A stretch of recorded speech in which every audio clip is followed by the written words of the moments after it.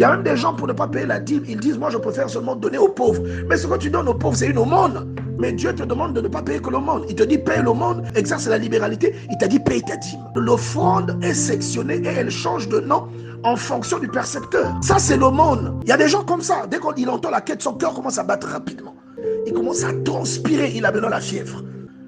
Quel est le Saint-Esprit vraiment que vous avez reçu? Là où le Seigneur te dit que tu ne peux pas te présenter devant lui à vide. Dès qu'il entend parler de la quête, il ne va pas à l'église. C'est malheureux, bien-aimé dans le Seigneur. Là où le Seigneur te dit que tu dois exercer la libéralité, que Dieu nous aide. C'est-à-dire vraiment bien-aimé. Je pense que c'est un esprit d'égoïsme, un esprit qui possède les personnes qui sont avares, les radins. Abraham n'a pas fait cela. La Bible dit qu'à son retour de la coalition des rois, à son retour victorieux, il a payé la dîme à Melchisédek. On ne sait pas si ces gens-là se rendent compte du mal qu'ils font aux choses instaurées par Dieu lui-même. Exode 25. Parle aux enfants d'Israël, demande-leur de m'apporter une offrande et vous allez la recevoir pour moi. Il dit, je donne en Israël toutes les dîmes aux Lévites pour le service qu'ils font. Vous allez remarquer la plupart des hommes de Dieu, parfois à cause de la charge de l'évangile, ils perdent finalement leur travail. Dieu finit par les appeler à plein temps. Vous voyez ça? Et ce sont des gens qui ont compris, qui ont la révélation de la parole de Dieu. Qu'un homme de Dieu, un porteur de l'évangile, un instrument du Seigneur, qu'ils vivent de l'évangile. Vous voyez, c'est ce que le Seigneur demande. C'est l'évangile qui le nourrit, c'est l'évangile qui l'entretient. Parce que c'est à ça qu'il a été appelé. Celui qui est appelé à la parole, il sera nourri par ça. Allez lire Luc chapitre 10.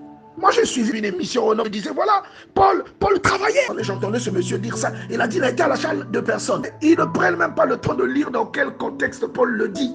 Ils n'ont jamais lu 2 Corinthiens chapitre 11 verset 8 où Paul explique qu'il était salarié de ces églises. C'est-à-dire il recevait un salaire pour ses besoins. 2 Corinthiens chapitre 11 verset 8. J'ai dépouillé d'autres églises en recevant d'elles un salaire pour vous servir. Il s'adresse aux Corinthiens. Il ne voulait pas leur donner l'occasion de repousser l'évangile parce que c'était une église avec des membres immatures. Croyant que Paul, sa motivation c'était leur bien matériel ou bien les finances. Donc il dit que je n'ai été à la charge de personne. Et j'entendais ce monsieur dire ça. Il a dit qu'il a été à la charge de personne.